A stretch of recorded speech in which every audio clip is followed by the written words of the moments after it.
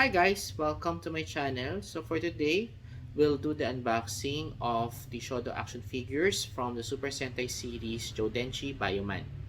First, I would like to say thank you to Collector's Toy Box for the fast transaction. So basically, this is where I bought my toy collection, such as the Bio Robo and Bio Dragon from the same series, Super Sentai series.